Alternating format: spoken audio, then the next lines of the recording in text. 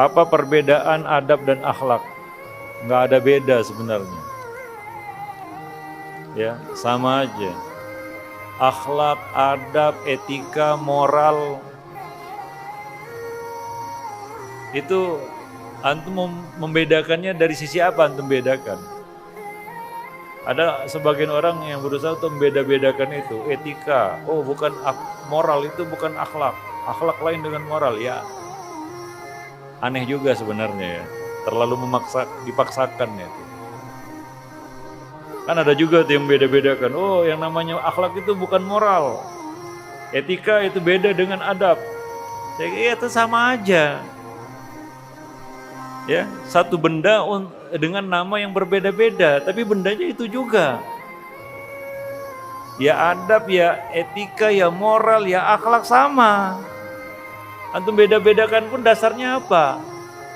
Makanya dalam konteks hadis Nabi juga, Nabi kadang-kadang menyebutnya ini, kadang-kadang, tapi maksudnya sama. Perilaku. Attitude kata orang sekarang kan gitu ya. Ya itulah dia. Sama aja itu. Atau membedakan juga nggak ada dasarnya. Ada hujahnya ini. Nabi berkata, innama bu'istu liutammima salihal akhlak. Maka rimal akhlak dalam hadis yang lain. Betul nggak hadisnya?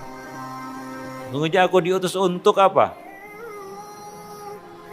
Menyempurnakan akhlak yang baik. Menyempurnakan akhlak. Tahu konsekuensi dari sabda Nabi ini? Bahwa akhlak itu sudah ada sebelumnya, bukan satu yang baru. Tapi Islam datang menyempurnakan akhlak itu yang sudah ada sebelumnya. Makanya bukan hanya di dalam Islam saja yang cerita akhlak. Di dalam agama-agama lain di luar Islam juga cerita akhlak, betul nggak?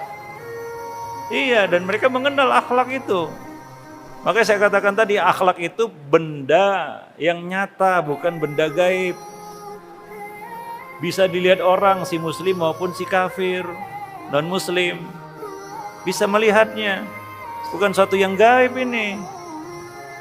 Maka antum beda-bedakan adab dan akhlak, akhlak dan moral, moral dan etika, etika dan akhlaknya sama aja itu. Jujur misalnya, akhlak nggak? Moral nggak? Orang kafir kenal nggak jujur? Saya tanya dulu, jujur kenal nggak mereka? Bagus nggak menurut mereka jujur itu? Ya udahlah. Itu menunjukkan bahwa nggak ada beda sebenarnya, suatu yang dikenal juga oleh orang-orang di luar Islam. Bukan hanya di dalam Islam itu dikenal, enggak. Islam bukan yang pertama datang dengan akhlak, enggak. Makanya orang-orang musyrik, mereka tahu dakwah Nabi itu ada dua. Satu yang mereka dapat lihat, satu yang mereka anggap aneh. Ketika Nabi berdakwah di Mekah, awal-awal Nabi berdakwah, ada dua konten dari dakwah Nabi. Yang pertama, satu perkara yang mereka anggap aneh karena ini perkara yang sangat gaib menurut mereka, nggak bisa mereka pahami ini. Apa itu? Tauhid. Apakah Muhammad ini menjadikan Tuhan-Tuhan yang banyak itu jadi satu Tuhan saja? Ini sangat aneh. Karena bagi mereka itu satu perkara yang gaib sekali, Tuhan gitu. Apa ini nggak bisa mereka pahami. Nah, tapi akhlak mereka paham itu. Ya, itulah konten dakwah Nabi yang kedua selain tauhid, yaitu akhlak.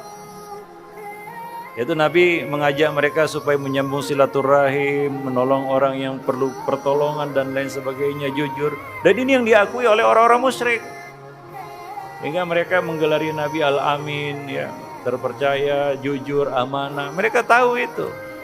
Dan mereka akui itu. Mereka bisa terima sisi itu. Makanya Nabi dakwah kepada mereka dari sisi yang bisa mereka terima itu. Yaitu apa? Akhlak. Agar mereka bisa menerima perkara yang belum mereka kenal sama sekali, yaitu tauhid. Itulah kenapa digandeng dengan akhlak, satu yang sangat bisa mereka terima. Dengan satu perkara yang sangat tidak bisa mereka terima. Artinya apa? Akhlak itu juga mereka kenal. Maka ketika Abu Dzar masih kafir ya, ia mendengar bahwa di Mekah muncul seorang yang mengaku nabi di balik gunung ini, maksudnya di kota Mekah. Maka ia mengutus saudaranya itu untuk mengamati, nguping istilahnya. Apa sih yang diserukan oleh nabi ini? Oleh orang yang ngaku nabi ini. Maka saudaranya itu pun mengendap-endap ikut dengerlah, nguping gitu. Dia balik dan berkata kepada Abu Dzar, nabi ini menyuruh kita untuk menyembah Allah dan berakhlak mulia. Ya, dua itu aja. Kesimpulannya itu. Di Mekah ya, pada waktu nabi ya masih lemah dan ya kita katakan kondisinya masih terbatas. Ya, dua perkara itu yang diserukan oleh Nabi SAW. Jadi sebenarnya nggak perlu dibedakan antara akhlak, moral, etika, attitude dan lain sebagainya. Itu sama sebenarnya. Ada yang orang berusaha untuk membeda-bedakannya, ya juga agak aneh menurut saya ya. Karena dasarnya juga nggak kuat. Kalau dasarnya ya jelas bahwa Islam itu datang untuk menyempurnakan akhlak yang sudah ada di kalangan manusia. Artinya mereka juga kenal akhlak walaupun mereka tidak sebut itu akhlak. Mereka sebut moral, mereka sebut etika, attitude dan lain sebagainya, itu nggak jadi masalah. Yang jelas ini satu perkara yang mereka kenal di dalam agama mereka dan di dalam Islam. Dan Islam